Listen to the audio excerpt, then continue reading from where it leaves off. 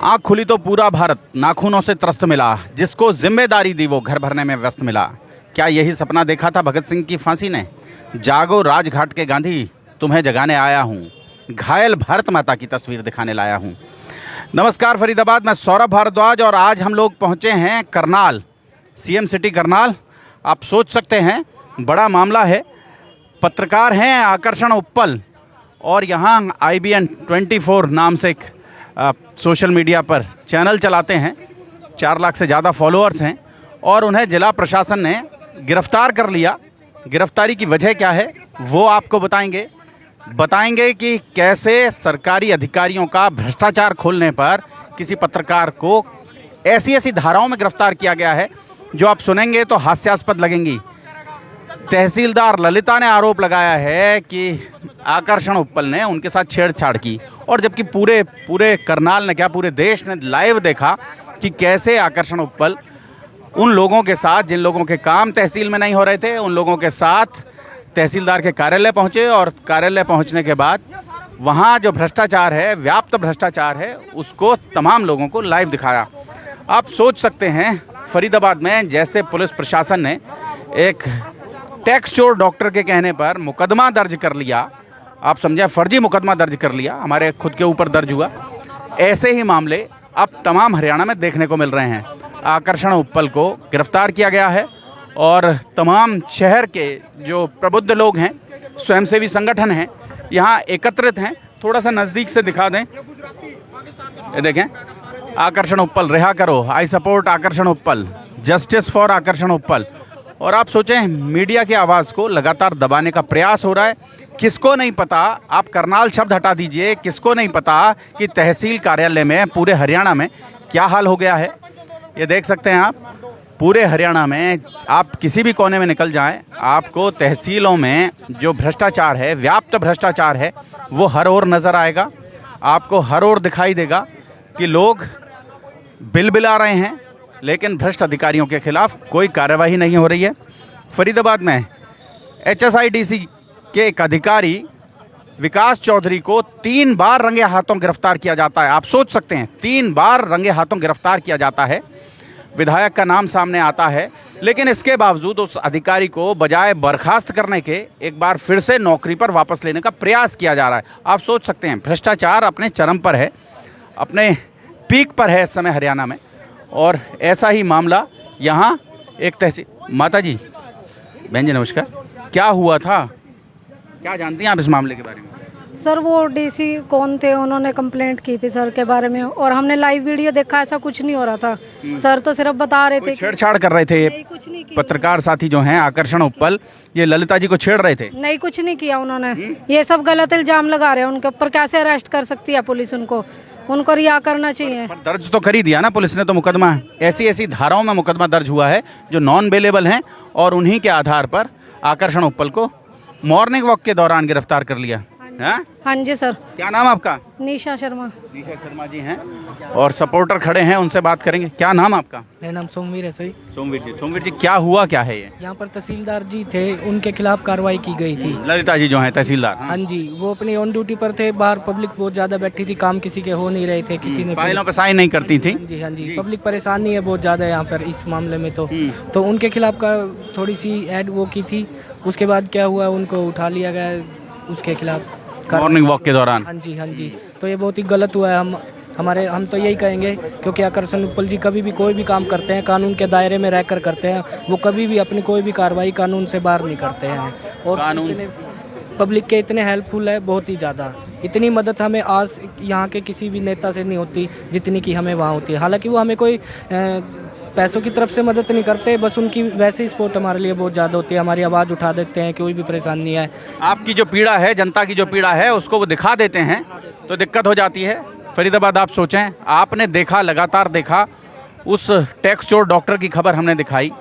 अस्पताल की छत महिला पर गिरी, महिला मरीज पर गिरी, और डॉक्टर ने पर्चा दर्ज करा दिया कि हमने, मीडिया ने, सौरभ भारद्वाज ने उसके अस्पताल में 10 आदमी जान से मारने के लिए भेज दिए उसे, उसके अस्पताल को आग लगाने के लिए। अरे पत्रकार हैं, अपनी खबरें दिखा रहे हैं, उनका कोई उद्देश्य आपको कोई निजी नुकसान पहुंचाने का नहीं है। यही मामला करनाल में हुआ है। और तहसील तो आप पूरे हरियाणा में कहीं चले जाएं, फरीदाबाद चले जाएं, गुरुग्राम चले जाएं, करनाल की तो बात ही है, हर जगह भ्रष्टाचार अपने चरम पर है। आम जनता बिलबिला रही है, लेकिन उन पर कोई कार्रवाई करने वाला नहीं है, कोई सुनने वाला नहीं है। फरीदाबाद में तो आपने बाकायदा देखा होगा एक व्यक्ति को, एक सरकारी कर्मचारी को नोट खाते हुए, पूरे देश ने वो वीडियो देखा, कैसे उस व्यक्ति ने नोटों को, आज तक तो हम लोग कहते थे कि सरकारी कर्मचारी पैसा खाते हैं, ये व्यंजना में बात होती थी, लेकिन लोगों ने अभिधा में भी देखा, वास्तव में देखा पैसा खाते हुए। और तमाम लोग यहाँ मौजूद हैं, बात करेंगे। क्या शुभ नाम आपका? जगमोहन सिंह जी, ये जो मामला है, इस मामले में क्या लगता है आपको? क्या ये मामला जो है करप्शन के खिलाफ है। एक पत्रकार की आवाज़ बंद करने का ये मामला है, जिसके अंदर पत्रकारों की आवाज़ सरकार बंद करना चाहती है। वो तो लोगों की आवाज़ उठाता था, लोगों का मसीहा है, गरीब लोगों का। अगर वो अपने पर्सनल काम के लिए वहाँ गया हो और तहसीलदार से उसने बहस की हो तो उसकी गलती है। वो लोगों के काम के लिए गया, लोगों से, तहसीलदार से उन्होंने बात करी, और उनको देख के वो छुप जाती है तहसीलदार, तो इसमें इनका क्या कसूर है? रेस्ट रूम में, अपने रेस्ट रूम में छिप जाती हैं, जिसको वो कह रही हैं कि मैं बाथरूम में बंद कर दी। नहीं, बाथरूम के पीछे रेस्ट रूम है, रेस्ट रूम के पीछे बाथरूम है, बाथरूम में वो चली गए थे, रेस्ट रूम में छुप नहीं गए थे वो, रेस्ट रूम के पीछे बाथरूम है। तो वो उसमें बैठ जाते हैं, उसमें वो लोगों की सेवा हेल्प करने के लिए आया है करशन उपल, तो उनमें उसमें उनकी तहसीलदार की या करशन उपल की सरासर पता तहसीलदार की गलती है। लेकिन सरकार जो है ये एक अघोषित इमरजेंसी लागू कर दी है पत्रकारों के खिलाफ। पहले इन्होंने किसानों को दबाया, फिर पहलवानों को दबाया, अब ये पत्रकारिता को दबा रहे हैं। तो आप देख सकते हैं जी। क्या शुभ नाम? मेरा नाम क्रांतिकारी एडवोकेट जेपी शेखपुरा है जी। तो बड़ा मामला है। हाँ, ये सचिवालय देख रहे हो सर, इस पे थोड़ा सा अपना कैमरा घुमाना, पूरी बिल्डिंग पे थोड़ा सा घुमाना सर। यहाँ 25 लाख रुपया 1-1.5 महीना पहले चोरी हो गया था। इसमें से? हाँ जी, चोरी? हाँ, किसी से पूछ लो। 25 लाख रुपया ट्रेजरी से आया था, 25 लाख रखा था एकदम, मतलब इन्हीं में से सारों ने बांट लिया, बोलिया इन्होंने रिपोर्ट लिखवा दी, 25 लाख रुपए ले गया कोई उठा के। अच्छा, अब आप बताओ इस नहीं तो कैश क्यों आता है यहाँ से 25 लाख? ट्रेजरी भी है, सब कुछ भी है, मतलब क्या कैसे, मतलब इस तरह से रखा हुआ था, सरकार का पैसा रखा हुआ था। सरकार का पैसा चोरी हो गया? चोरी हो गया सर। सीसीटीवी कैमरे लगे हैं, चप्पे चप्पे पे लगे हैं, फिर भी चोरी हो गया? आज तक नहीं मिला सर। आप इस धरती पर खड़े हो करनाल की पे, इससे पीछे है ना 35 लड़कियां पीजी हॉस्टल में रहती थी। अभी हमारा आंदोलन चल रहा है, तो रात को 15 दिन तक उन लड़कियों के, बिटियाओं के बाथरूम में छोटे छोटे कपड़े उठा करके डस्टबिन में डाले जाते थे। बाद में पकड़ा गया, जो असली सरगना था पुलिस ने बचा लिया, जो गार्ड था उसने पैसे लेके अपना नाम लिखवा दिया। ये है हमारी करनेगिरी। अब ये यहाँ पर जो हो रहा है ना, ये जो आकर्षण उपल जैसे हुआ, मैं ये यहाँ आपको पता है इस मामले को कल रात से एक तोल दिया जा रहा है। मैं बताऊँ क्या, जैसा राजा वैसी प्रजा, तो इसलिए राजा की बात पे आ जाता हूँ।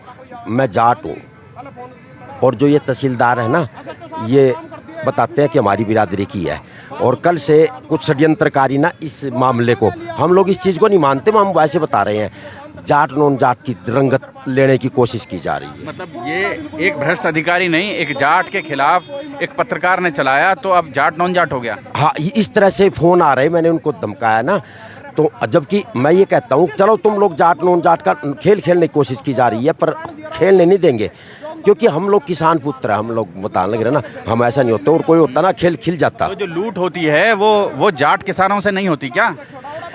जाट, मैं ये नहीं कह रहा सर, मैं ये बता रहा। मेरा कहने का मकसद ये है कि जब जिस समय रिश्वत ले रहे होते हैं, क्या उस समय अधिकारी छोड़ देते हैं कि जाट है इससे रिश्वत नहीं लेनी, या ये नॉन जाट है इससे ही रिश्वत लेनी है? जब भी तो कह रहा ना, कितनी हमारे देश में इन सियासतदारों ने, इन सफ़ेद पोशों ने कैसा जहर बांट दिया है, ये देखो इतना बुरा जहर बांट दिया है। मैं ये कहता हूँ मैडम को, मैं ये जो हमारी मैडम है तहसीलदार, आगे के लिए अगर कभी भी ज़िंदगी में SDM बनेगी, बड़ी अफसर बनेगी, अगर कोई अचानक मीडिया वाला आपके ऑफिस में पहुँचता है, तो तुरंत देसी भाषा में उससे, उसके सामने खड़ी होकर हाथ पकड़ कर नु बोल, हाँ भाई क्या पूछना चाहो, सारी बात का जवाब दूंगी। आय हाय, लोग भी जागेंगे। अब मैं तो ये आगे के लिए बता रहा है ना, कुछ सीखने को तो मिलता है ना, आदमी सीखने को तो मिलता है ना। अब जो हो गया जो हो गया, अब देखो जैसे आकर्षण उपल गया लोगों के बुलाए पे, तो मुझे लगता है कि मैडम ने सोचा विजिलेंस की गाड़ी आ गई है, या तो ये कारण हुआ, या फिर मैडम की 1 घंटा पहले कुछ ना कुछ लेन देन होया होगा, उन्हें सोचा उसका बात का पता लग गया। कई बार सोचते हैं ऐसी बातें होगी। तीसरी बात, फिर भी मैडम के लिए फिर क्रांतिकारी आवाज़ कि मैडम जी जहाँ भी जाओ, बदली तो होती रहती है बिस्तरा लेकर के, पर आगे से बस यही करना कि अगर कोई अचानक आपके ऑफिस में मीडिया वाला आ जाए आप जैसा, तो उसका हाथ पकड़कर काम रोक कर ये जरूर कह देना कि बोल भाई, प्रत्येक बात का जवाब दूंगी, अचानक अंदर आ क्यों गया, तना मेरा काम डिस्टर्ब क्यों कर दिया, तना जो भी कहना है, पर उससे जागृति आएगी, यही मैं नसीहत दूंगा। और सबसे बड़ी बात फरीदाबाद हुआ क्या है, सोशल मीडिया के आने के बाद पत्रकारों को मैनेज करना मुश्किल हो गया है। हो सकता है आकर्षण उप्पल कोई खबर ना दिखाए तो सौरभ भारद्वाज दिखाएगा, सौरभ भारद्वाज नहीं दिखाए तो कोई और तीसरा आदमी आएगा, तीसरा आदमी नहीं आया कोई चौथा आदमी आएगा। मतलब मीडिया को मैनेज करना मुश्किल हो रहा है, इसलिए पत्रकारों को डराए जाने की, मीडिया कर्मियों को डराए जाने की कोशिश हो रही है। और ये कोशिश केवल करनाल में हुई है ऐसा नहीं है, केवल फरीदाबाद में हुई है ऐसा नहीं है, ये पूरे हरियाणा में इस तरह का सिलसिला चल रहा है। जोड़ेंगे आपको ऐसी ही और महत्वपूर्ण खबरों के साथ। बहुत बहुत धन्यवाद।